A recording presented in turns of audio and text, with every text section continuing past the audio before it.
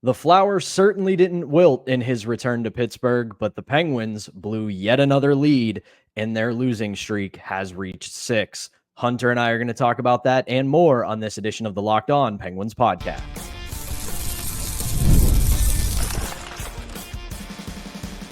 You're Locked On Penguins, your daily podcast on the Pittsburgh Penguins, part of the Locked On Podcast Network, your team every day. Hello and welcome back to another edition of the Locked On Penguins podcast. I'm one of your hosts, Patrick Damp. You can follow me on Twitter at synonym for wet, joined as always by the one and only my co-host, Hunter Hodes. You can follow him on Twitter at Hunter Hodes. You can follow our show's account at LO_Penguins. And of course, we appreciate you making this part of your daily routine because we're your team every day. And don't forget that we are free and available wherever you get your podcasts, as well as YouTube. And also, if you follow us on YouTube, don't forget to hit that notification button so you can get an alert every time we drop a brand new episode Monday through Friday, as we do. And before we get started, today's episode is brought to you by FanDuel. You can start the season with a big return on FanDuel, and new customers can place a $5 bet, and you'll get started with $150 in bonus bets if you win your first $5 bet.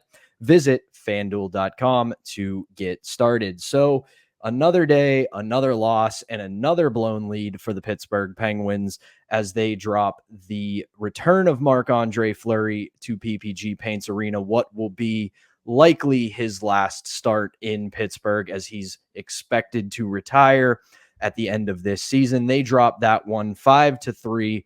And once again, Hunter, a theme emerges from this losing streak, and that is the fact that the Pittsburgh Penguins are apparently physically incapable of holding on to a lead, just like they blew a lead in Vancouver in 1 minute and 5 seconds. In this one, they surrendered a 2-0 lead in 55 seconds, giving up goals very quickly to two of the Minnesota Wild players in the first period, and it was looking like a very solid game for the Penguins through most of the first period, and really the rest of the game itself, save for a few moments here and there. But in 55 seconds, the Penguins went from up 2-0 to tied 2-2. And then early in the second period, they give up yet another goal to Frederick Gaudreau, and it's 3-2 Minnesota. Then Matt Zuccarello adds on to it to make it 4-2. They get some life thanks to Rickard Rakell in the third period, making it 4-3 with his second of the night. But the comeback would fall short as Kirill Kaprizov would hit an empty net, and that would be all she wrote. And the Penguins' losing streak has reached 6 games. So this has been about as much of a nightmare start to the season for the Pittsburgh Penguins. And Hunter, I know you've got a lot of thoughts on this one, as do I. So I'm going to cede the floor to you and let you empty the tank with whatever you got, so to speak. Well, first off, it was a pleasure being at the arena for the first time last night and just seeing how the crowd reacted to Marc-Andre Fleury every time he was on the Jumbotron, every time he was making saves, every time just he did virtually anything, honestly. And after the game, it was nice seeing him get his flowers, no pun intended there. And the interview was really nice. And you could tell throughout the game, he was really trying to keep his emotions in check. It felt like when they did the tribute, he was kind of crying in his mask a little bit. He was in tears after the game, called his time with the Penguins the best years of his life. When he comes back here after he retires, he's going to get another one heck of an ovation. He's probably going to get one heck of an ovation every time he returns to Pittsburgh after he stops playing. So just wanted to start out by saying it was a pleasure being at the arena. The crowd was fantastic all night long. But as for the Penguins, I felt like for the entire 60 minutes, they weren't flat out bad. It's just that every time they get themselves into a little bit of trouble, they wilt. They succumb to pressure. Yoel Blomqvist gives up what I thought was his first really bad goal in a Penguins uniform. The Penguins are up 2-0. It's getting a little bit late in the first period. You cannot give up that goal to that side from Jacob Lacko. That's just bad angle. You cannot give up that goal there. And then just a few seconds later, boom, the game is tied 2-2 because this team can't defend to save their lives. Matt Grzelcyk, number 24, he's getting into unplayable territory if we're not there already, I think, Pat. And I know we said over the offseason, him, like a lot of players, he was signed as a reclamation project, 1-year deal. Best case is he plays a bit better than you expect. You trade him at the deadline for a pick or a prospect, something like that. But right now, I don't even know what team would trade for him considering the level that he's playing at. And this is the reason why I would have preferred them to sign someone else during the offseason. You know, someone like Oliver Shillington, just using him as an example, Brandstrom, of course. And I am not close to the biggest fan of P.O. Joseph, but I think P.O. Joseph would have given them better play on the left side this season compared to what Grzelcyk is doing. That's just how bad Grzelcyk has been this year. And again, that's why I was kind of, I guess, a little disappointed by the signing because he wasn't good last year in Boston. He didn't play that much.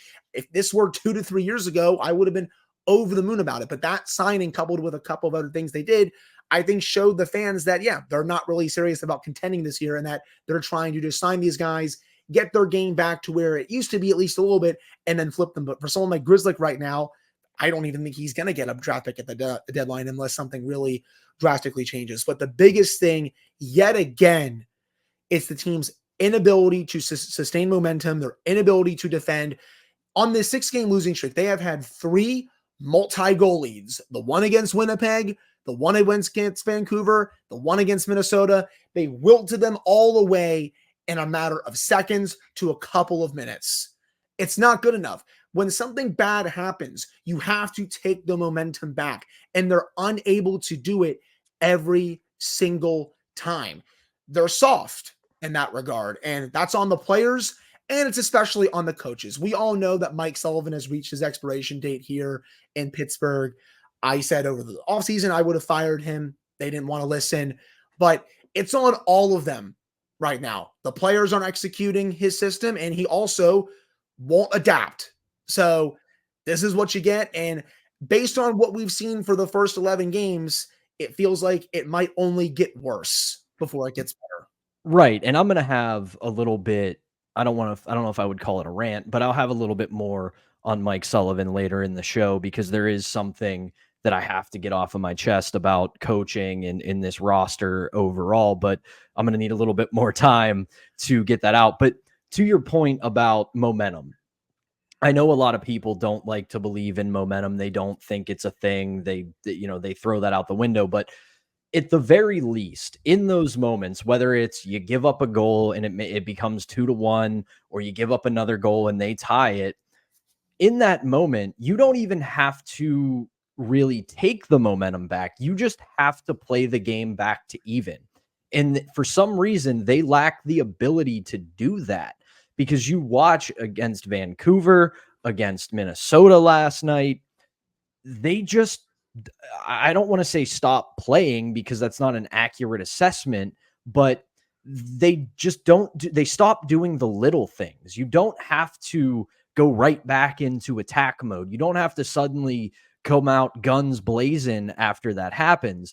But at the very least, simplify your game, put some shots on net, whether it's looking for a rebound, or at the very least, make the other goalie cover it. So you get a face-off, you slow the play down, put the puck in deep, and just make them regroup. Do things that take away that momentum.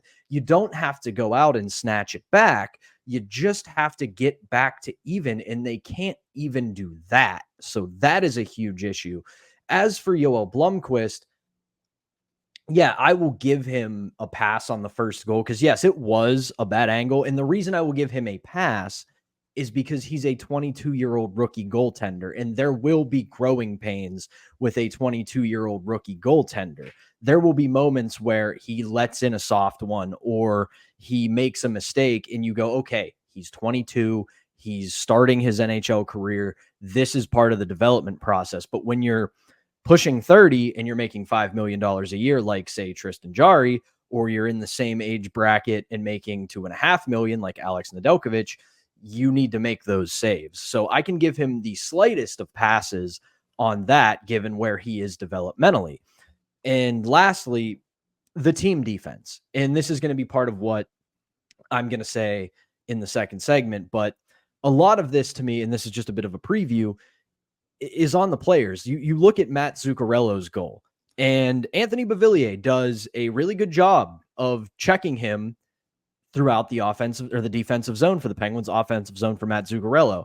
And then for whatever reason, as soon as Zuccarello gets to the front of the net, Anthony Beauvillier's controller disconnects and he just lets him go. Now, on the flip side of that, blame does lie with Chris Letang for a very, very poor clearing attempt ahead of the goal, but that is hockey 101. You don't let your man go until you know you're going to exit the zone. And this wasn't Chris Letang skating the puck up with possession and Beauvillier goes, oh, okay, Letang's got it. I should join the rush and get us out of this zone on the breakout. He's trying to clear the puck. So there is, even if it's a better clearing attempt, there's still a chance Minnesota gets possession out of that. So you can't let your man go. And he just did. And yeah, incredible pass from Kaprizov. You know, for our boy Seth, start building that statue because that was unbelievable. But at the end of the day, incredible pass or not, if he's in the lane with his stick down, if he's tying him up, that pass doesn't get through. But he doesn't do any of that, and it leaves that lane open and gives him that look. And it was just a poor defensive effort on Anthony Beauvillier's part. So that was just incredibly discouraging. But we're going to keep this discussion rolling in the second segment. We're going to have some more to talk about what this team can do to change this up, to stop this losing streak, get back into the win column, and really keep this from becoming an absolutely disastrous season for the Pittsburgh Penguins. But before we do that, we have to tell you about our first sponsor, and that is PrizePicks. PrizePicks is the best place to get real money sports action. With over 10 million members and billions of dollars in awarded winnings, PrizePicks has made daily fantasy sports accessible to all. You just pick more or less for at least 2 players for a shot to win up to 100 times your cash. Run your game all season long on PrizePicks. PrizePicks is the only real money daily fantasy platform with an injury insurance policy so that your lineups stay in play even if one of your players gets injured. If your player leaves in the first half of the game and doesn't return, PrizePicks keeps your lineup live. PrizePicks puts their members first, so all withdrawals are fast, safe, and secure. When my picks hit, I can get my money in as quick as 15 minutes. And if you sign up today, you'll get $50 instantly when you play $5. You don't even need to win to receive that $50 bonus. It's guaranteed. If you think players like Connor McDavid will get more than 0.5 goals next week, or when he returns from injury, because we do know that he's hurt, if you think Austin Matthews is going to keep up his scoring pace, you cook up those takes, you make those picks, and you'll look like an absolute genius.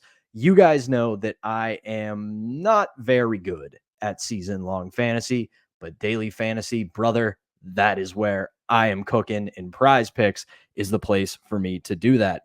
So download the app and use code LOCKEDONNHL to get $50 instantly after you play your first $5 lineup. Again, download the app and use that code LOCKEDONNHL to get $50 instantly after you play your first $5 lineup. PrizePicks, run your game. All right, welcome back to the Wednesday edition of the Locked On Penguins podcast. I'm Patrick Damp, joined as always by the one and only Hunter Hodes, and we've got a lot of meat left on the bone to talk about that 5-3 loss to the Minnesota Wild last night for the Pittsburgh Penguins, taking their losing streak to 6 games. And Hunter, the way I look at last night's game is this. The Penguins, we know, we're not going into this year as contenders. We said it to Jesse Marshall on Monday. We didn't start this season with dreams of a silver chalice at the end of it. We weren't planning the parade down the Boulevard of the Allies to Point State Park. We knew this was going to be a struggle of a year. We knew it was going to be another year where maybe they make the playoffs, maybe they just miss. But last night was a microcosm of everything that's gone wrong with this team. A blown lead, an inability to defend, and a continued inability, to beat a playoff team. So realistically, in your mind, what has to change? Well, I mean, I feel like it's the same thing we've been talking about, right? I mean, they're getting the depth scoring. Evgeny Malkin had another really good game last night. Sidney Crosby woke up out of his slumber, a 3-assist night, and his line with Evgeny Malkin, Ricard Raquel, they were cooking all night long. I said this on Twitter. I know a lot of people aren't looking for positives right now, and I totally understand why. But that was, I feel like, the best game I've seen Crosby play since the Buffalo game. He was engaged all night long. He was forechecking hard, setting up quality chances, getting good quality chances of his own. He more than woke up for that game. He had the 3 points to show for it. And they're going to need more of that level from Crosby if they do want to get themselves out of this big rut that they've dug themselves in.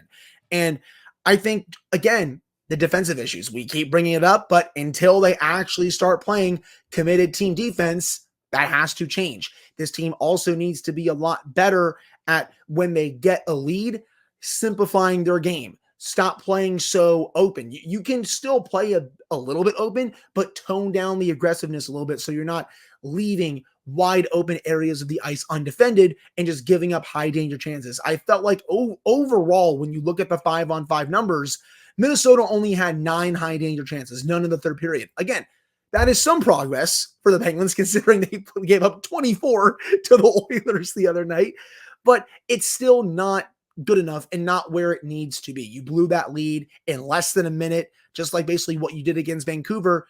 You can't wilt when you get a lead and when the smallest thing goes wrong. And you made a really good point about Anthony Beauvillier there, because you're right. He was following Zuccarello pretty well throughout the defensive zone, but then as soon as Kaprizov fires that insane pass, he just stands there. I'm like, put your stick in the lane. What are you doing? And I know I blamed Mike Sullivan for quite a bit recently. I will continue doing that just because he's past his expiration date.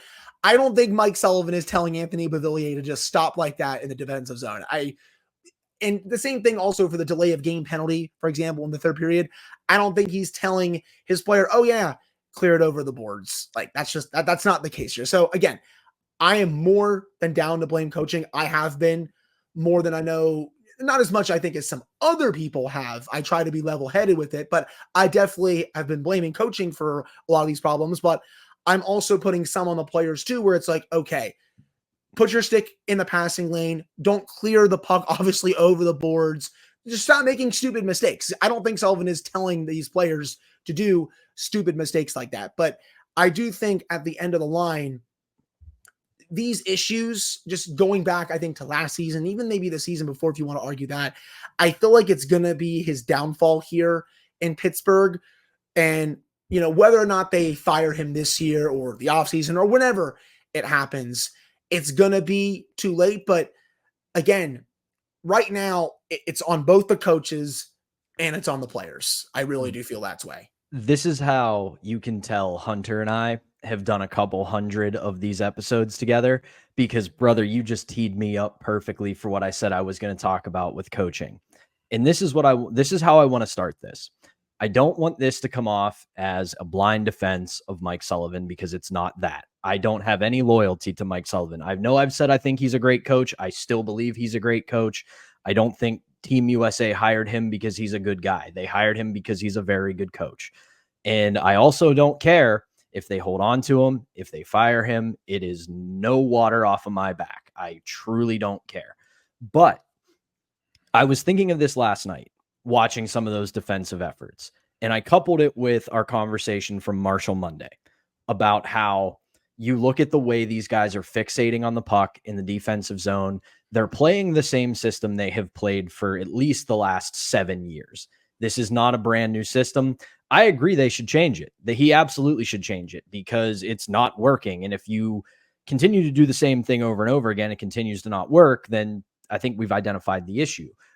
But with that said, I looked this up last night. I confirmed it today just to make sure I wasn't looking something up and getting it wrong out of frustration.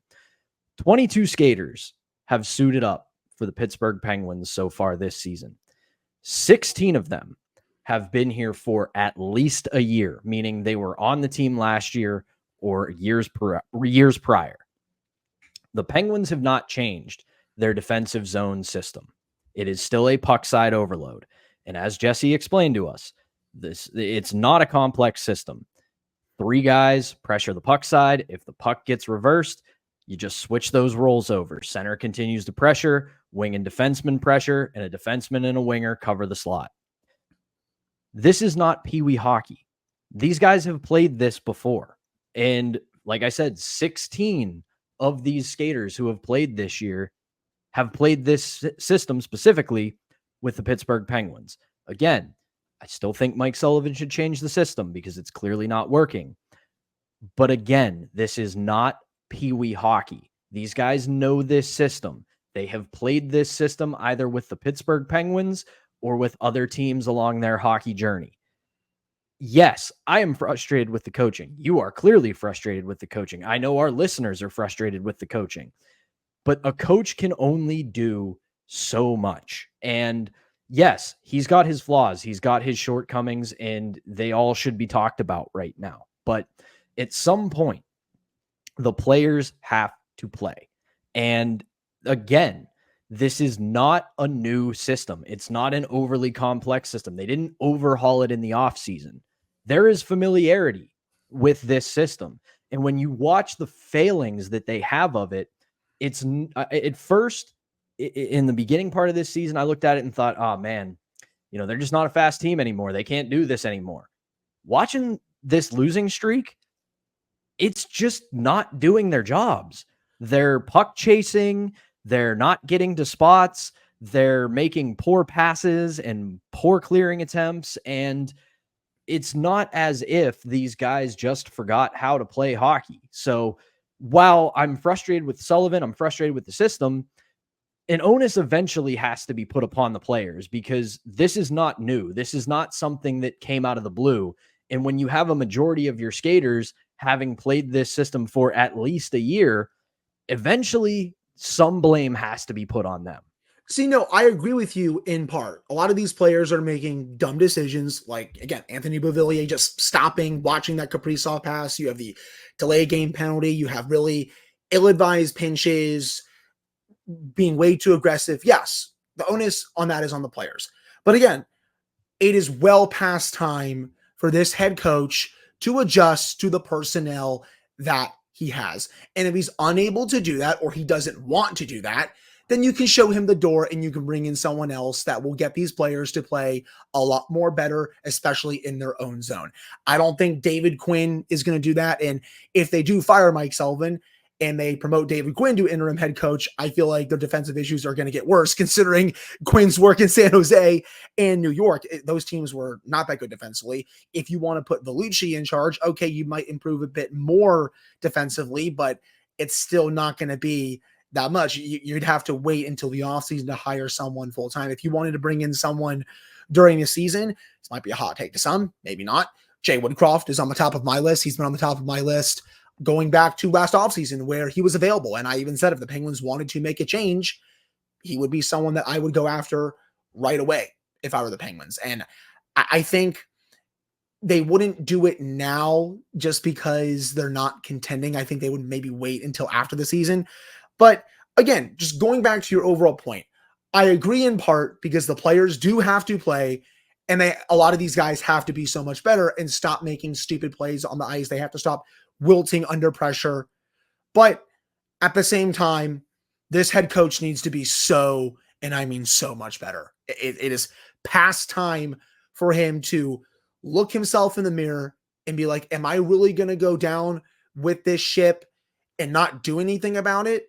Or am I going to at least try to make some tweaks so that this season doesn't go completely down the drain where the Penguins are the worst team in the league? Because right now, you look at the standings, Pat, they're only ahead of one team in the standings right now. It's that bad. If you're not willing to make some adjustments and help out your players, yeah, they can show him the door. Yeah, and like I said, I don't want that to come off as some defense of Mike Sullivan and saying, no, stop criticizing him. He's not at fault. He absolutely is. Yeah. It's just when you look at the totality of the players who are still here and who are here for at least a year and then not changing the system, eventually you do have to look at the players and say, what is going on? And maybe part of that is just the message ain't working anymore. But at the same time, when it seemed to work somewhere between extremely well and good enough for the last half plus decade, I eventually got to look at the players. So that's really where I stand on it. Again, it's not a defense of Sullivan. I'm not saying he's not at fault. He's got his shortcomings and his issues, and we're going to continue to talk about them so long as these struggles continue with the team. But that's enough of that. We do have to do our usual Wednesday tradition, and that is hand out our Warrior helmet because it is, in fact, Wednesday. And Hunter and I will do that when we return right after this. And now we're going to tell you about our last sponsor, and that is FanDuel. Get ready to tackle the NFL action with FanDuel, America's #1 sportsbook.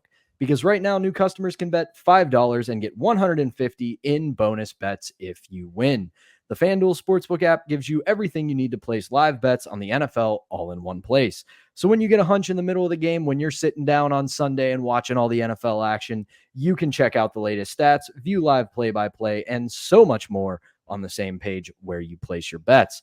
Just visit FanDuel.com to join today, and you'll get started with $150 in bonus bets if you win your first $5 bet. That's FanDuel.com. Never waste a hunch and make every moment more with FanDuel, an official sportsbook sponsor of the National Football League. All right, welcome back to the Wednesday edition of the Locked On Penguins podcast. I'm Patrick Damp, joined as always by my co-host Hunter Hodes.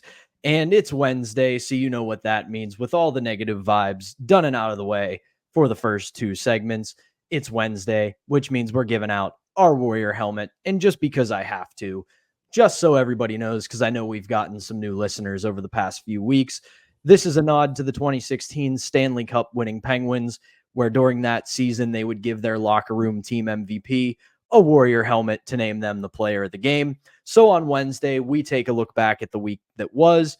If it's a good week, if it's a bad week, it doesn't matter. We still hand out our team MVP of the week with our Warrior helmet for Warrior Helmet Wednesday. So Hunter, I'll let you kick it off. Who is getting your Warrior helmet this Wednesday? Well, I understand there's not many positives around this team right now, but I have to give mine to Rickard Rakell with the level that he's playing at to start this season. He was tremendous on Tuesday night. That release that he had for one of his goals, just peak Rickard Rakell, the way that he was able to fire that past Marc-Andre Fleury. He goes to the net for his second goal. So far to start this season, he has 6 goals, 8 points in 11 games.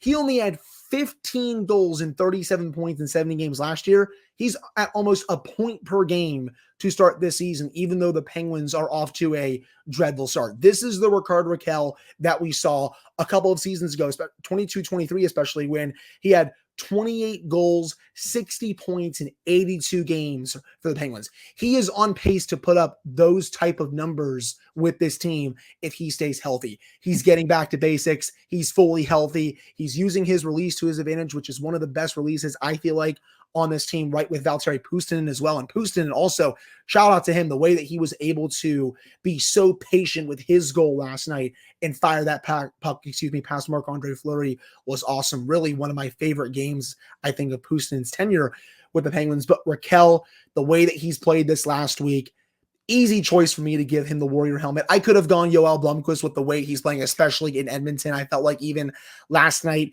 outside of that first goal, he was giving the Penguins a chance to win. He's given the Penguins a chance to win in a lot of these games. He just hasn't gotten the help, I think, especially defensively. But I'm going Rakell this past week. I know I made a couple of comments this past offseason saying, well, the Penguins could look to trade him. That contract is just not that good. He's coming off a rough year.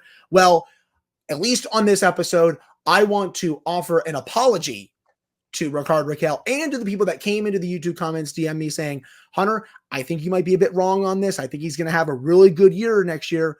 And again, I apologize to Rakell and to those people.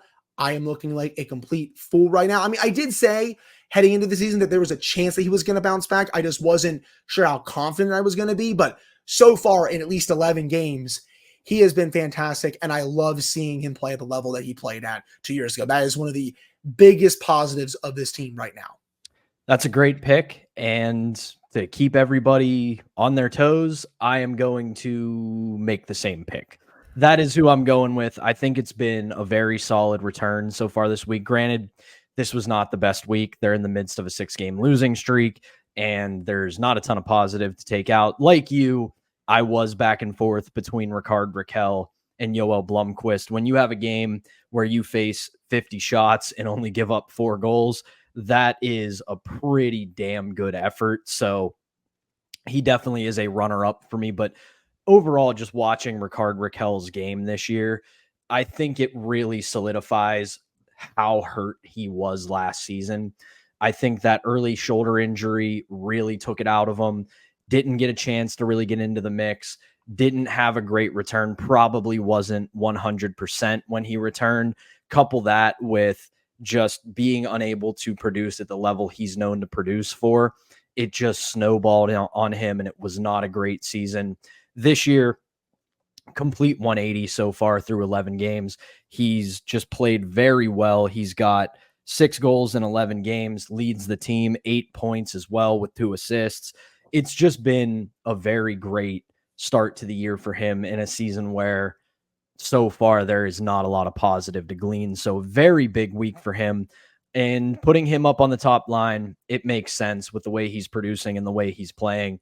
He should probably be stapled to that top line until they absolutely have to rip him off it. So great start for him. So 2 of the 3 weeks to start the season with Warrior Helmet Wednesday, we've got 2 unanimous picks. Evgeny Malkin in week 1, Ricard Raquel this week. But that is going to do it for the Wednesday edition of the Locked On Penguins podcast. Hunter and I will be back with a new episode for you tomorrow. We'll get you ready for the Ducks game when they come to town for a Halloween night matchup.